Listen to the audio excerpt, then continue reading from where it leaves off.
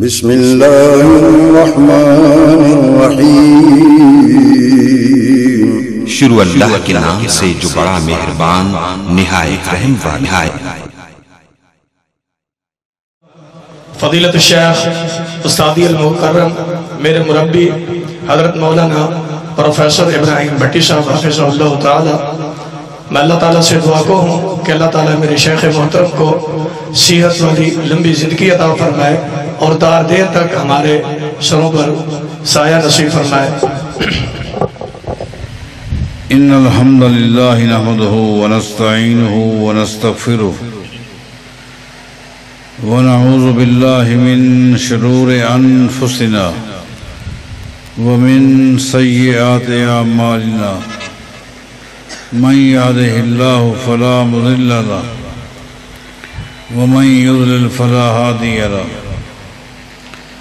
واشهد ان لا اله الا الله وحده لا شريك له واشهد ان محمدا عبده ورسوله اللهم صل على محمد وعلى آل محمد كما صليت على ابراهيم وعلى آل ابراهيم انك حميد مجيد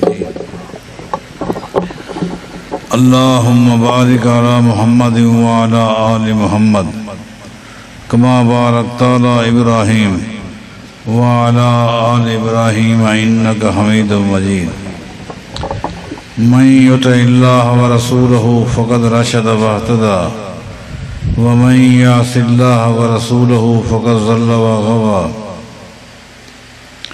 اما بعد فإن خير الحديث كتاب الله وخير الهدي هدي محمد صلى الله عليه وسلم وشر الأمور محدثاتها وكل محدثة بدعة وكل بدعة ضلالة وكل ضلالة في النار أعوذ بالله من الشيطان الرجيم بسم الله الرحمن الرحيم وبالآخرة هم يوقنون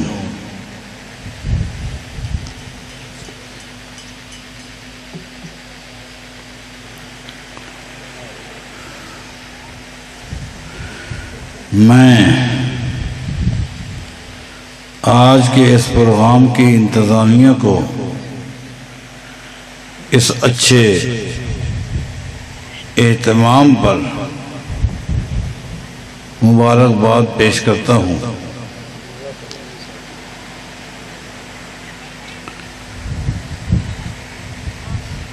علاقے والوں کے اندر الحمدللہ بلا امتیاز بغیر کسی تمیز کے اللہ تعالیٰ نے دین کی جو محبت ڈالی ہے اللہ ہمیشہ اس کو قائم رکھے۔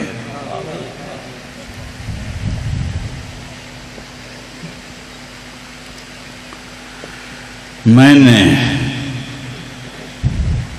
اہل علم کے کچھ خطابات سنے ہیں، بڑی منہجی اور فکری باتیں تھیں، اور یقیناً میرے بعد بھی یہ سلسلہ جاری رہے گا۔ جو کچھ ہمیں اہل علم نے نصیحتیں کی ہیں یا کریں گے، اللہ ہمیں عمل کی توفیق عطا فرمائے۔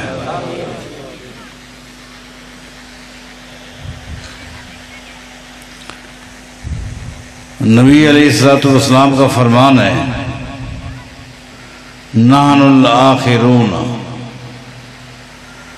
نحن الآخرون، آپ فرماتے ہیں لوگوں دنیا میں ہم سب سے آخر میں ہیں، دنیا میں سب سے آخر میں ہم ہیں۔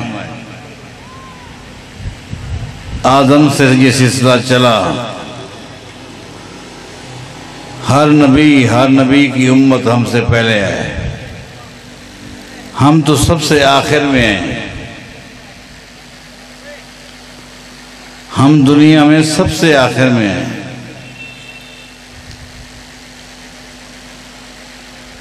وَنَحْنُ الْأَوَّلُونَ، لیکن سب سے پہلے جنت میں بھی ہم جائیں گے۔ کون فرما رہے ہیں؟ کائنات کے امام محمد الرسول اللہ صلی اللہ علیہ وسلم۔ آئے سب سے آخر میں ہیں،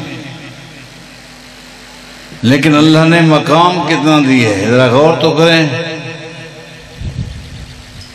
ذرا غور کریں کہ اللہ تعالیٰ نے مقام کتنا دیا ہے آخری نبی کو، اور آخری نبی کی امت کو دوسرے انبیاء اور ان کی امتوں کے مقابلے میں مقام کیا دیا ہے، میں اس پر گفتگو کروں گا انشاءاللہ۔ انبیاء بہت بڑی تعداد میں دنیا میں آئے، ان کی امتیں بھی آئیں، یقیناً اللہ نے ان کو مقام بھی دیا، ان کے ماننے والوں کو بھی اللہ نے مقام دیا۔ جو اللہ نے ان انبیاء کو مقام دیا، ہم اس مقام کو مانتے ہیں۔ ان انبیاء کی امتوں کو جو اللہ نے مقام دیا، ہم ان امتوں کے مقام کو بھی مانتے ہیں۔ ہم اللہ تعالیٰ کے کسی نبی کی یا اس کی عظمت کا انکار نہیں کرتے، ان کو مقام دیا ہے۔ لیکن آخری نبی اور آخری نبی کی امت کو اللہ نے کیا مقام دیا، یہ بھی تو دیکھیں۔ اب آپ دیکھیں، علماء کرام سے معراج کا واقعہ آپ سنتے رہتے ہیں، میں وہ تفصیلی واقعہ تو بیان نہیں کروں گا، صرف ایک نقطہ آپ کے سامنے رکھوں گا، اور وہ یہ ہے، یہ معراج رات کو ہوئی ہے، معراج رات کو ہوئی ہے۔ سبحان الذی اسری بعبدہ لیلا، یہ معراج رات کو ہوئی ہے، دن کو نہیں ہوئی۔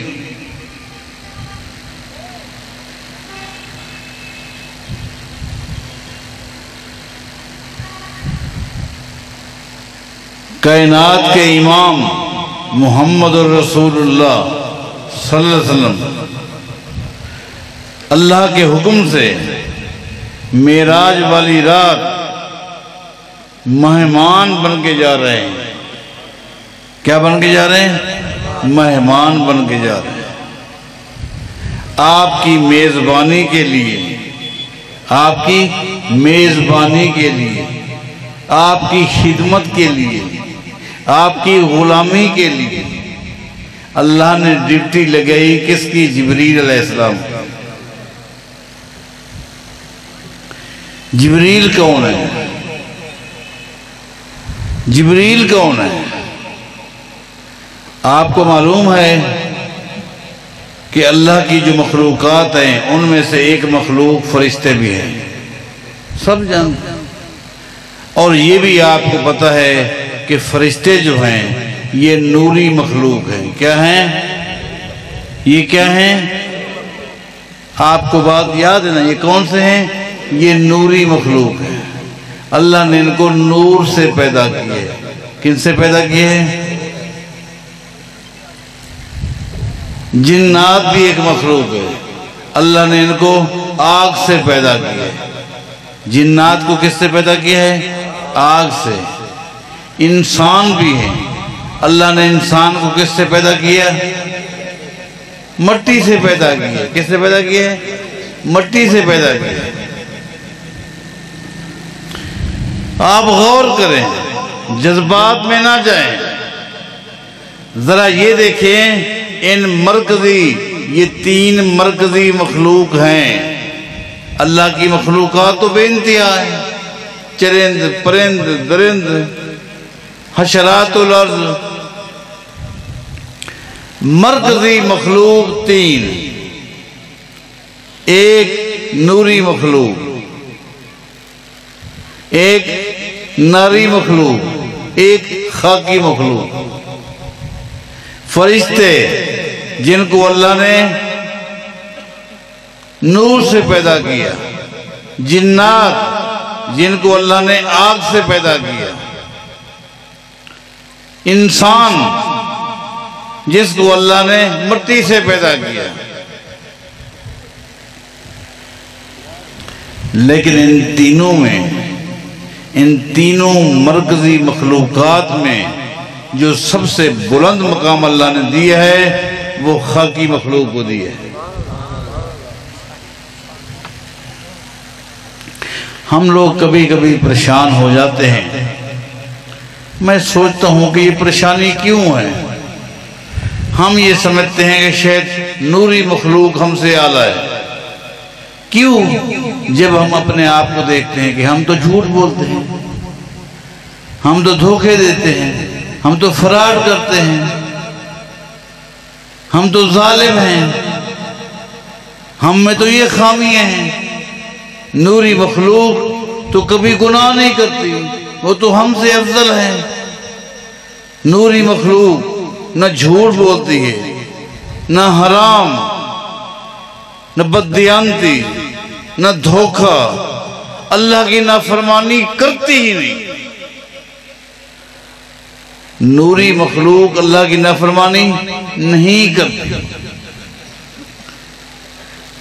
پھر ہم اس لیے مجبور ہو کر یہ کہنا شروع کر دیتے ہیں کہ ہم تو خاکی ہیں اس لیے کہ ہم تو گناہگار ہیں، لیکن کائنات کے امام محمد مصطفیٰ کو ہم کس طرح خاکی کہیں؟ صلی اللہ علیہ وسلم کس طرح کہیں؟ وہ تو گناہگار نہیں،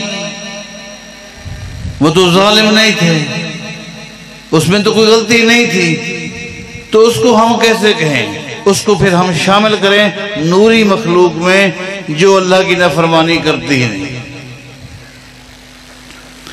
اصل میں ہمیں بات کو سمجھنے میں مغالطہ لگا ہے۔ فرشتے جو نوری مخلوق ہے، یہ ایک ایسی مخلوق ہے کہ جس مخلوق کے اندر اللہ تعالیٰ نے نافرمانی کے جراثیم رکھے ہی نہیں۔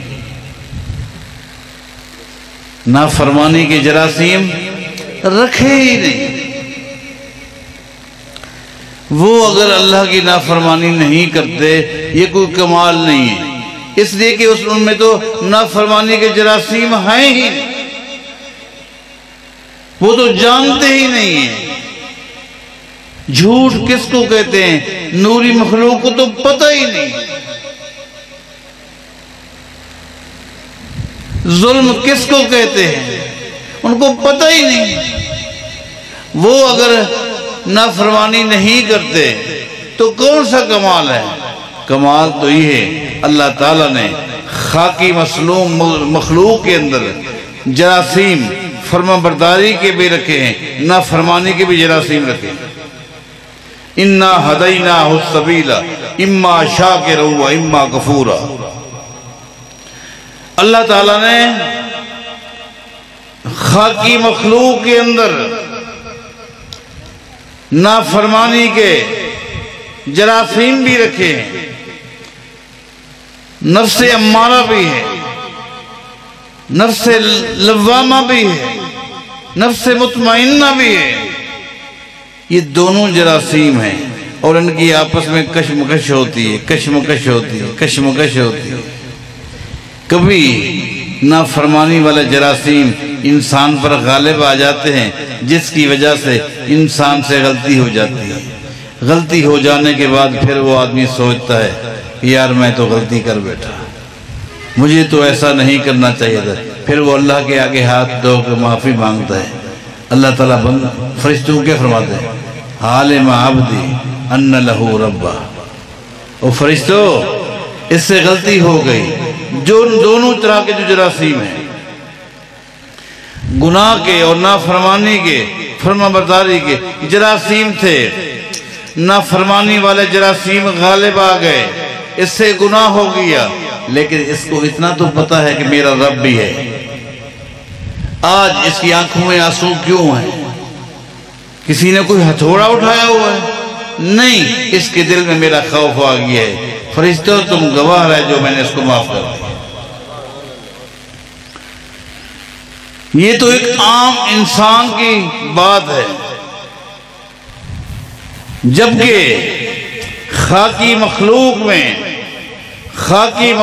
میں کائنات کے امام افضل الانبیاء محمد الرسول اللہ بھی کون ہیں جن کے نامہ اعمال میں اللہ نے گناہ نام کی کوئی چیز رکھی ہی نہیں؟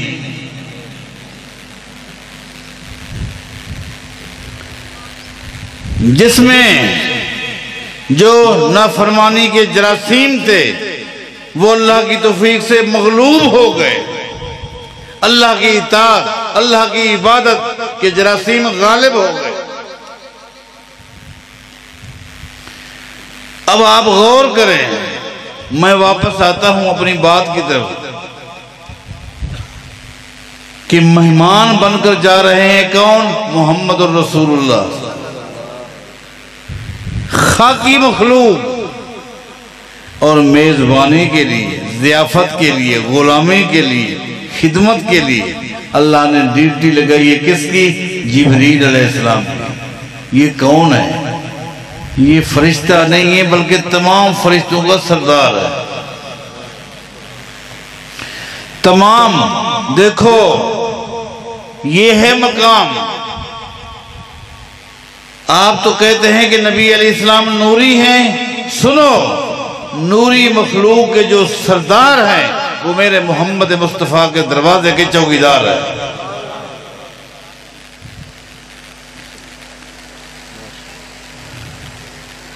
جس چودھری وڈیرے سردار کے پاس گھوڑا ہوا کرتا تھا، گھوڑے کو کھول کر سردار کے آگے کون لاتا تھا؟ نوکر۔ کون لاتا تھا؟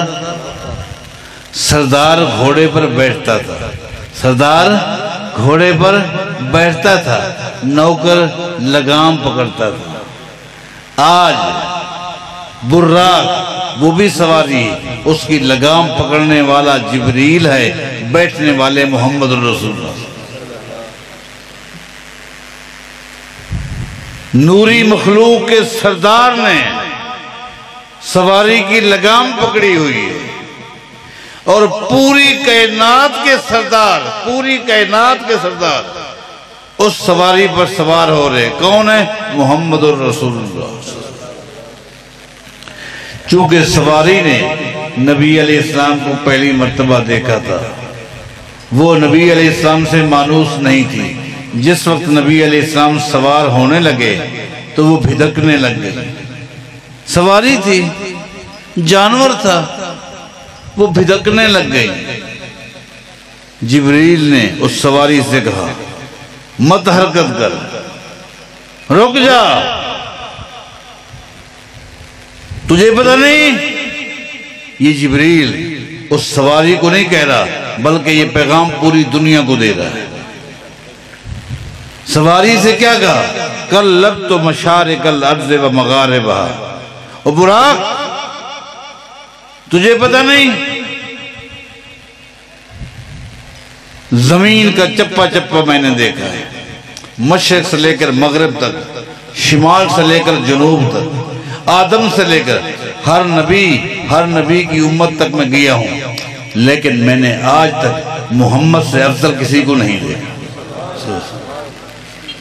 یہ مقام ہے، آئے آخر میں ہے، آخر میں ہے۔ نحن الآخرون، دنیا میں میں آخر میں آیا ہوں، میری امت آخر میں آئی ہے، لیکن اللہ نے مقام یہ دیا ہے۔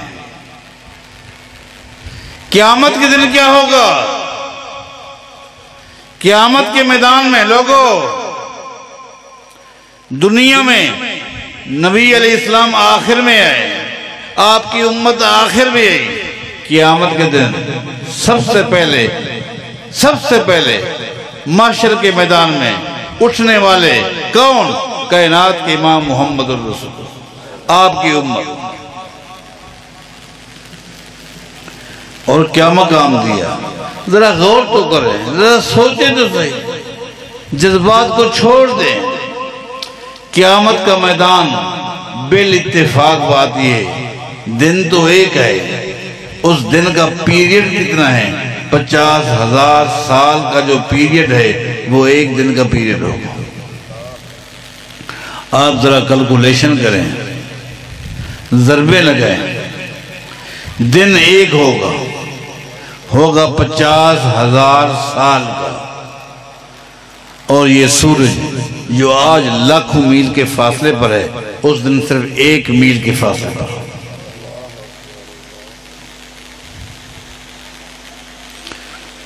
اور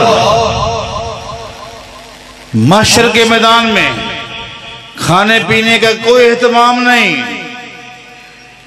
کوئی ہوٹلنگ نہیں ہے، کوئی مارکیٹنگ نہیں ہے، کوئی چیز نہ کھانے کی ملتی ہے نہ پینے کی۔ ہاں، اس محشر کے میدان میں صرف ایک پانی کا چشمہ ہے، اللہ، ایک پانی کا چشمہ ہے جس کو حوض کوثر کہتے ہیں۔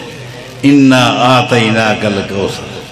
ذرا ان باتوں کی طرف تو آؤ نا، یہ تو دیکھو نا، اِنَّا آتَيْنَاكَ الْكَوْثَرَ، ایک ہی چشمہ ہے۔ یہ کتنا چوڑا ہے، کتنا لمبا ہے۔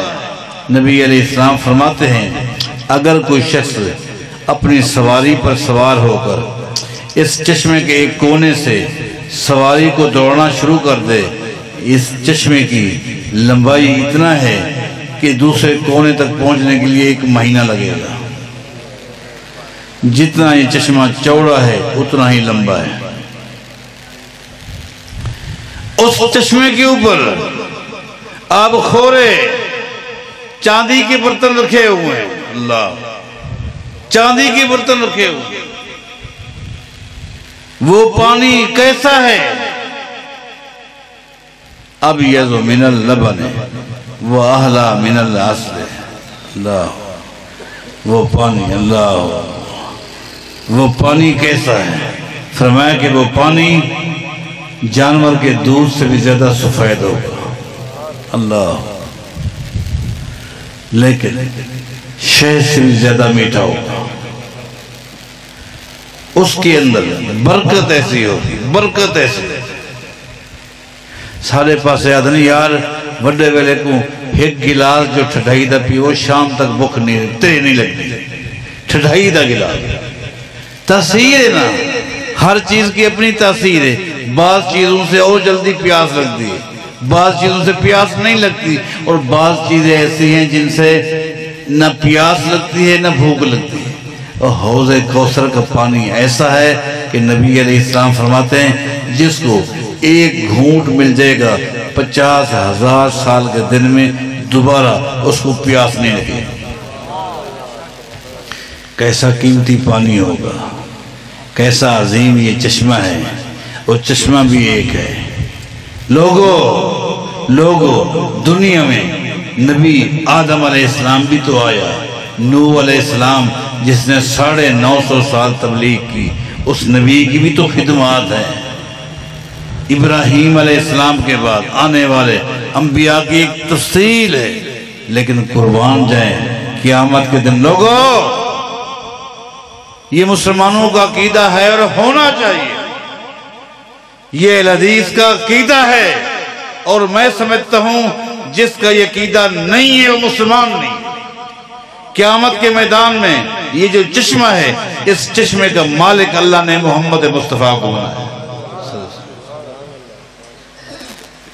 یہ شان پہ کم ہے، یہ مقام پہ کم ہے۔ اللہ حوض کوثر کے مالک ہے، اللہ۔ نبی علیہ السلام فرماتے ہیں بیدی لواء الحمد یوم القیامہ، لوگو قیامت کے میدان میں ایک بہت بڑا جھنڈا ہوگا، بہت بڑا علم ہوگا، اور اعلان ہوگا آج قیامت کے میدان میں جو بھی دنیا کا شخص اس جھنڈے کے نیچے آ جائے گا وہ جہنم سے بچ جائے گا۔ اللہ، جھنڈا ہوگا، اللہ، آدم سے لے کر ہر نبی کی امت کی یہ چاہت ہوگی، کوشش ہوگی میں جھنڈے کے نیچے آ جاؤں تاکہ جہنم سے بچ جاؤں۔ لوگو اس جھنڈا جو ہے یہ کس کے ہاتھ میں ہوگا؟ محمد مصطفیٰ کے ہاتھ۔ بتاؤ یہ کوئی شان کم ہے؟ یہ مکان بیان کرو، نبی علیہ السلام کی یہ عظمت بیان کرو۔ نبی علیہ السلام فرماتے لوگو، آدم علیہ السلام سے لے کر ہر نبی کی امت سب جمع ہے، جنت کے دروازے بند ہیں، جنت کے دروازے بند ہیں۔ نبی علیہ السلام فرماتے ہیں انا اول من یفتح الباب، سب سے پہلے جنت کے دروازے پر پہنچنے والا میں محمد ہوں۔ اللہ، یہ ہے شان مسلمانوں، یہ ہے عقیدہ۔ انا اول من یفتح الباب، سب سے پہلے جا کر جنت کے دروازے پر میں دستک دوں گا، دروازہ کھٹکھٹاؤں گا، اندر سے فرشتہ آواز لگا کر کہے گا من انت، کون؟ جنت کے دروازے پر آواز دینے والا کون؟ دروازہ کھٹکھٹانے والا کون؟ نبی علیہ السلام فرماتے ہیں میں جواب میں کہوں گا انا محمد، میں محمد ہوں۔ اندر سے فرشتہ کہے گا بیکا امرت، بیکا امرت۔ اللہ، اس لفظ پہ غور کرو، بیکا امرت۔ اے اللہ کے نبی، جب سے اللہ نے جنت بنائی ہے اور جب سے یہ دروازہ لگا ہے، اسی دن سے اللہ نے میری ڈیوٹی لگائی ہے، میں اس دروازے پہ کھڑا ہوں اور میں آپ کی انتظار میں کھڑا ہوں۔ اسی دن سے میں آپ کی انتظار کر رہا ہوں، آپ آئیں اور جنت کے دروازے کا آپ افتتاح کریں۔ یہ ہے مقام، دنیا میں ہم سب سے آخر میں ہے، قیامت کے دن یہ مقام ہے، یہ شان ہے، یہ عظمت ہے، آخر میں ہے۔ آخر کا مطلب کیا ہوتا ہے؟ جن کے بعد بھی کسی اور نے آنا ہو وہ آخر ہو سکتا ہے۔ اگر میں آؤں اور میں کہوں سب سے آخر میں میں آیا اور میرے بعد بھی کوئی آ جائے تو پھر میں نے کیا کہا؟ صحیح کہا۔ میں تو اس وقت کہوں گا کہ سب سے آخر میں آیا جب میرے بعد کوئی نہ آئے۔ نبی علیہ السلام فرماتے ہیں میں آخری نبی ہوں اور میری امت آخری امت ہے۔ حضرات، معراج والی رات کا واقعہ بیان کر رہا تھا، جس وقت نبی علیہ السلام جبریل علیہ السلام کے ساتھ مختلف آسمانوں پر گئے اور مختلف انبیاء کے ساتھ ملاقاتیں ہوئیں، یہ آپ علماء سے سنتے رہتے ہیں۔ حضرات، حتیٰ کہ سیدنا آدم علیہ السلام کے پاس گئے، جبریل علیہ السلام ان کو جانتے تھے، آدم بھی جبریل کو جانتا تھا۔ آدم علیہ السلام نے جبریل سے پوچھا مما کا، جبریل یہ آپ کے ساتھ جو آیا کون ہے؟ یہ کون ہے؟ یہ کون ہے؟ سنیے، مما کا، یہ آپ کے ساتھ کون ہے؟ اس کا تعارف کرائیں۔ نبی علیہ السلام کھڑے ہیں، جبریل سے پوچھ رہا ہے کون؟ آدم علیہ السلام۔ یہ کون ہے؟ اس کا کیا تعارف ہے؟ آدم علیہ السلام کو جبریل نے ایک جملہ کہا، آج اس جملے کو اپنے دماغ میں بٹھا لو۔ کیا کہا؟ کہا آخر ولدک من الانبیاء، اے آدم یہ آپ کا آخری بیٹا ہے جس کو اللہ نے نبی بنایا ہے۔ آخر ولدک من الانبیاء، اے آدم یہ آپ کا آخری بیٹا ہے، آپ کا آخری بیٹا ہے جس کو اللہ نے نبی بنایا ہے۔ آدم کا آخری بیٹا جس کو نبوت ملی وہ کون؟ محمد الرسول اللہ۔ اگر نبی علیہ السلام کے بعد کوئی شخص نبوت کا دعویٰ کرتا ہے یا کرے گا اس کو دو چیزیں ثابت کرنی ہوں گی اللہ کی وحی سے، اللہ کی وحی سے دو چیزیں ثابت کرنی ہوں گی۔ پہلی تو یہ ثابت کرنی ہوگی کہ کچھ انبیاء آدم کی اولاد میں سے اور کچھ آدم کی اولاد کے علاوہ بھی انبیاء ہیں، جبکہ اتفاق ہے جتنے بھی انبیاء ہیں وہ آدم کی اولاد میں سے۔ آدم کی اللہ نے کسی فرشتے کو نبوت نہیں دی، کسی جن کو نبوت نہیں دی، اللہ نے نبوت دی ہے تو صرف آدم کی اولاد کو دی۔ آدم کی ایک تو جو نبوت کا دعویٰ کرے گا اسے ثابت کرنا ہوگا کہ آدم کی اولاد کے علاوہ بھی نبی بنے، اور دوسرا اس کو دلائل کے ساتھ اپنے بارے بھی بتانا ہوگا کہ میں آدم کی اولاد میں سے نہیں ہوں بلکہ فلاں کی اولاد میں سے۔ جو نبوت کا دعویٰ کرے گا اسے آدم کی اولاد سے نکلنا ہوگا، آدم کی اولاد سے۔ اگر آدم کی اولاد میں اپنے آپ کو شامل کرے گا تو پھر نبوت کا دعویٰ نہیں کر سکتا، اس لیے کہ آدم کا آخری بیٹا جو نبی بنا وہ تو محمد رسول اللہ۔ اگر آدم کی اولاد میں رہے گا تو نبوت کا دعویٰ نہیں کر سکتا۔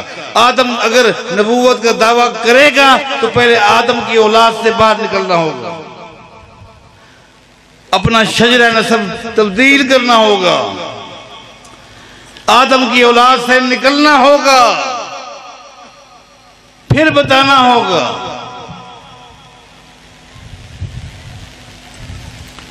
نبوت تو مکمل ہو چکی، نبوت کی عمارت مکمل ہو چکی، آپ آخری نبی خاتم النبیین،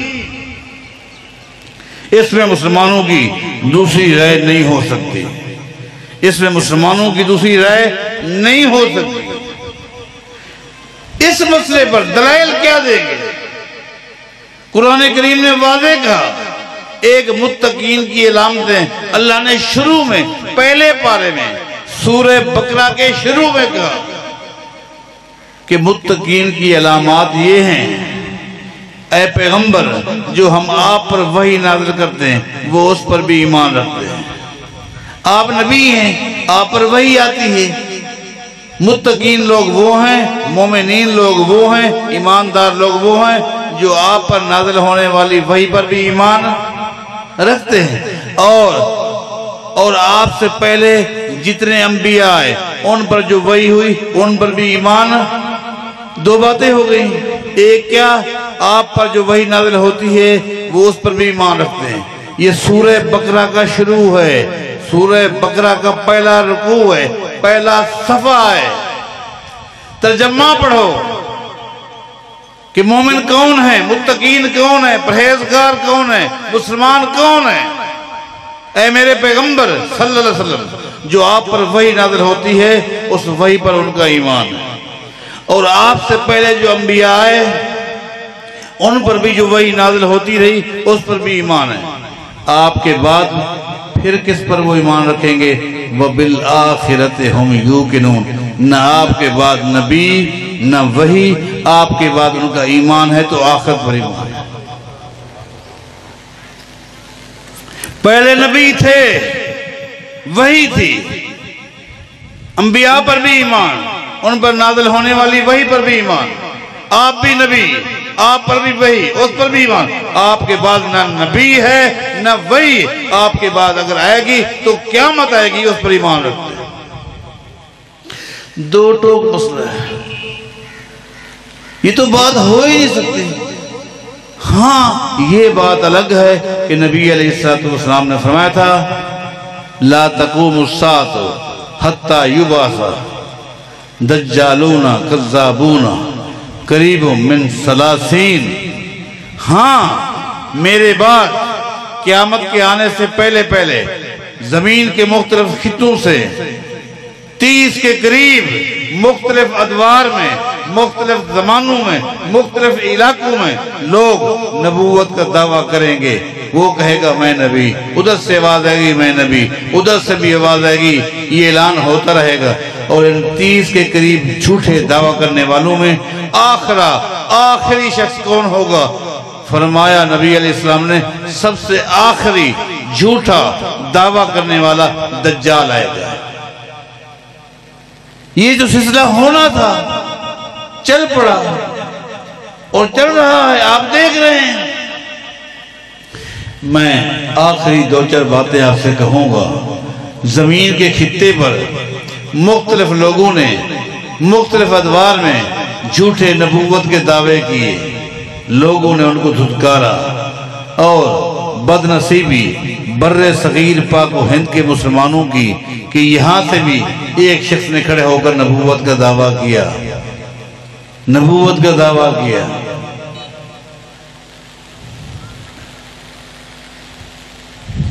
میں تو اپنی گفتگو میں جب ختم نبوت کا مسئلہ آتا ہے تو اس جملے کو ضرور کہتا ہوں، وہ یہ کہ نبی علیہ السلام کے بعد اب جو شخص بھی آئے گا، جس خاندان کا بھی ہوگا، اس کو کوئی بھی مسلمان نبی ماننے کے لیے اس لیے تیار نہیں ہوگا۔ قرآن و حدیث نے واضح کہہ دیا کہ آپ پر نبوت کا دروازہ بند ہو گیا، آپ پر نبوت کی عمارت مکمل ہو گئی۔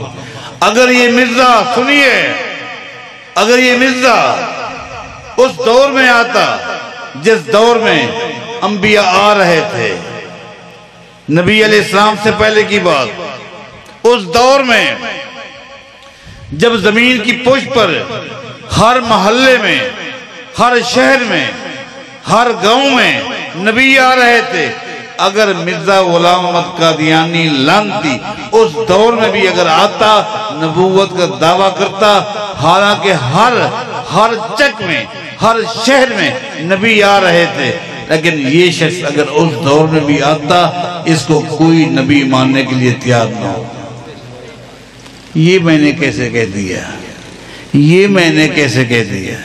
جی ہاں، اس لیے کہ نبی جو ہوتا ہے اگر کسی علاقے میں آتا ہے، کسی شہر میں آتا ہے، کسی ملک میں آتا ہے، اس علاقے کے لوگوں میں سب سے اچھا اخلاق نبی کا ہوتا ہے۔ کیا ہوتا ہے؟ نبی کے اخلاق سے لوگ مانوس ہوتے ہیں، وہ ماننے والوں کو سے بھی محبت کرتا ہے، نہ ماننے والوں کے ساتھ بھی محبت کرتا ہے، کسی کو بد دعا نبی نہیں دیتا۔ مرزا غلام احمد قادیانی کا کردار، اخلاق اگر پڑھنا ہو، کسی اہل حدیث عالم کی کتاب نہ پڑھو، کسی اہل سنت کے عالم کی کتاب نہ پڑھو، کسی دیوبندی عالم کے کتاب نہ پڑھو، مرزا غلام احمد قادیانی کی جو اپنی لکھی ہوئی کتاب ہے روحانی خزائن کو اٹھا کر دیکھو، آپ کو پتہ چلے گا کہ کتنا اخلاق والا تھا۔ وہ کہتا ہے اپنی کتاب میں، روحانی خزائن یاد رکھیں، 25 جلدوں میں یہ کتاب ہے۔ وہ کہتا ہے، مرزا غلام احمد قادیانی خود کہتا ہے کہ جو شخص مجھے نبی نہیں مانتا وہ یقین کر لے کہ وہ کنجری کی اولاد ہے۔ نبی کی یہ زبان ہو سکتی ہے؟ نبی کی ایک زبان ہو سکتی ہے؟ کہتا ہے اپنی کتاب میں، جو شخص مجھے نبی ماننے کے لیے تیار نہیں، اس کو حرامی بننے کا شوق ہے، اس کو ولد الزنا بننے کا شوق ہے، اسے شوق ہے کہ میں زانیہ کی اولاد ہوں۔ یہ نبی کی زبان ہو سکتی ہے؟ اگر بنی اسرائیل کے دور میں بھی یہ شخص کھڑا ہو جاتا، اعلان کرتا کہ میں نبی ہوں، اس دور کے بھی دانا پڑھے لکھے لوگ کہہ دیتے تو نبی نہیں ہو سکتا، تو جھوٹا ہے، نبی کی ایسی زبان ہو ہی نہیں سکتی۔ سبحان ربک رب العزت عما یصفون وسلام الحمدللہ رب العالمین۔